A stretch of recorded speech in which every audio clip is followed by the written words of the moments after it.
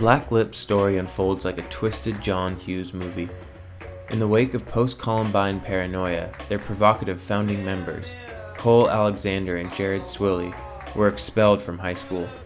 Several years later, real tragedy struck the band when original guitarist Ben Eberbaugh was killed by a drunk driver. The drama surrounding the band continued over the years, but mostly on stage. Their famously infamous live performances drew heat for the presence of vomit, piss, and blood, antics that got them banned from venues along the way. We were just like freaking dogs let out of the pen. I mean, I guess, depending on who you talk to, I guess you could say they were entertaining. They weren't very good. A lot of people got mad, like club owners. We would get kicked out of places a lot. These days, the Black Lips are cementing their legacy as one of the most mesmerizing live acts around.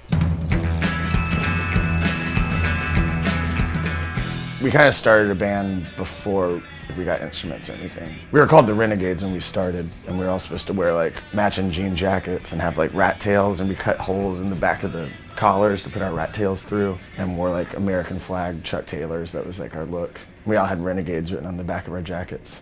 Once the Renegades broke up, we were like, we're gonna be serious. Black Lips is gonna be like a serious band. It was still more of the same thing for a while.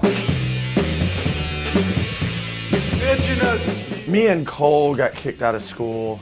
I think it had something to do with being post-Columbine, because Columbine happened, and then it just seemed like the next year everyone was getting expelled, just like left and right. But actually getting kicked out was one of the best things that happened, because it kind of drove us to want to work really hard.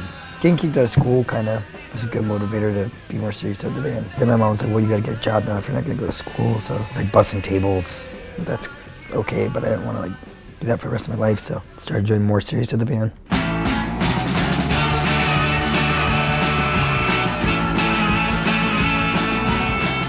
Those early years of touring were like complete mayhem. We lived like dogs.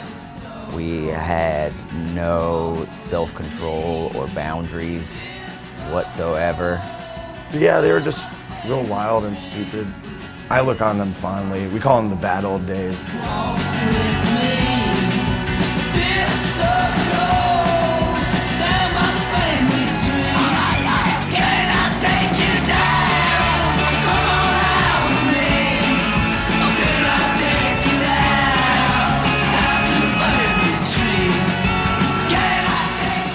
It was pretty hilarious. I mean, I'm glad that we had that experience. I couldn't do that now, just extreme poverty. We were like struggling, and like, I mean, that was like, you know, probably for a kid from the suburb, that's like a really romantic thing, I guess. I know it was for me.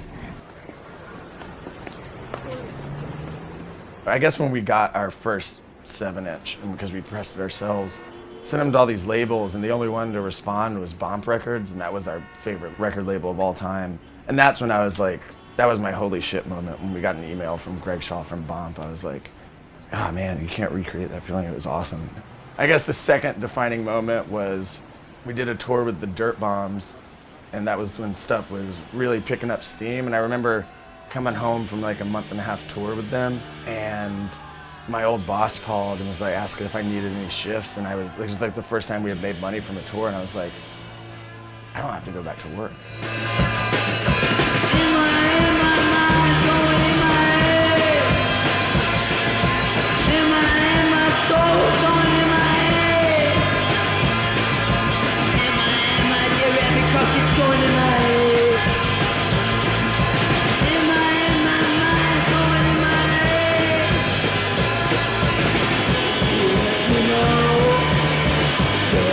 We'll never get away from doing crazy shows just because that's what we know how to do, and that comes natural to me.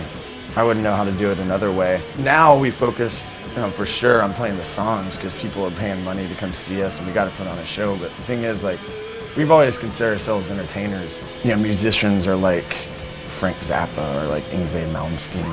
Because you want to be entertained. You're going out to this dumb club with tons of people standing there. I want to see entertainment. At least that's what when I go out to see a concert, that's what I want to see. Yeah, I like the energy.